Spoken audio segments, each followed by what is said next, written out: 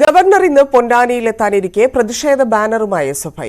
എരമംഗലത്താണ് SFI banner ഉയർത്തിയത്. കോൺഗ്രസ് നേതാവ് PT. Mohanakrishnan അനുസ്മരണത്തിൽ പങ്കെടുക്കാനാണ് governor എത്തുന്നത്. സി.വി. അനുമോദ് ചേരുന്നു. അനുമോദ്, ഗവർണർ എവിടെ പോകുന്നു? അവിടെ പ്രതിഷേധം എന്നുള്ളതിലേക്ക് മാറിയിരിക്കുന്നു കാര്യങ്ങൾ.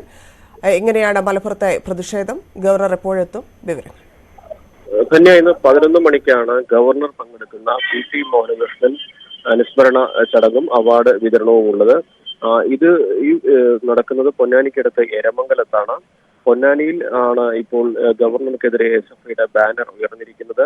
അദ്ദേഹം വരുന്ന വഴിയിൽ 2 ഇടങ്ങളിലായിട്ടാണ് ബാനർ ഉള്ളത്. വലിയ പ്രതിഷേധം ഈ ഒരു സാഹചര്യത്തിൽ ഉണ്ടാകുമെന്ന് തന്നെയാണ് കണക്കുകൂട്ടുന്നത്.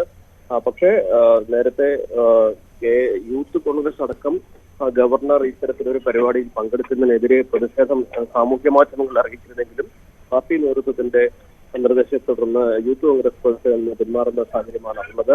ഒരു രാഷ്ട്രീയത്തിന് അതീതമായിട്ടുള്ള ഒരു പരിപാടിയായിട്ടാണ് ഇന്നത്തെ പരിപാടി ഉദ്ദേശിച്ചിട്ടുള്ളത്. അത് മോഹനകൃഷ്ണൻ സ്മാരക സമിതിയാണ് ഈ പരിപാടി സംഘടിപ്പിച്ചിരിക്കുന്നത്. ഇടതുപക്ഷ എംഎൽഎമാരടക്കം ഈ ഒരു പരിപാടിയിൽ പങ്കെടുക്കുന്നുണ്ട്. എന്നാലും വലിയ മുന്നൊരുക്കങ്ങൾ, വലിയ സുരക്ഷാ സംവിധാനങ്ങൾ ഗവർണറുടെ സന്ദർശനത്തിന്റെ ഭാഗമായിട്ട് ഒരുക്കിയിട്ടുണ്ട്. ഇനി ഗവർണർ വളരെ കുറച്ച് ദൂരം മാത്രമാണ് മലപ്പുറത്ത് അദ്ദേഹം ഉള്ളത്. തൃശ്ശൂരിൽ നിന്നാണ് വരുന്നത്. വരുന്ന വഴിയിൽ പ്രതിഷേധങ്ങൾ ഉണ്ടാകുമോ എന്ന മുൻകരുതലിൽ പോലീസ് അവിടെയും സുരക്ഷാ ക്രമീകരണങ്ങൾ ഏർപ്പെടുത്തിയിട്ടുണ്ട്. കഴിഞ്ഞ ദിവസം ഇടുക്കിയിൽ പോയപ്പോൾ വലിയ തരത്തിലുള്ള പ്രതിഷേധം ഉയർന്നെങ്കിലും മറ്റ് പ്രശ്നങ്ങളൊന്നുമില്ലാതെ അദ്ദേഹം തിരിച്ചെത്തി.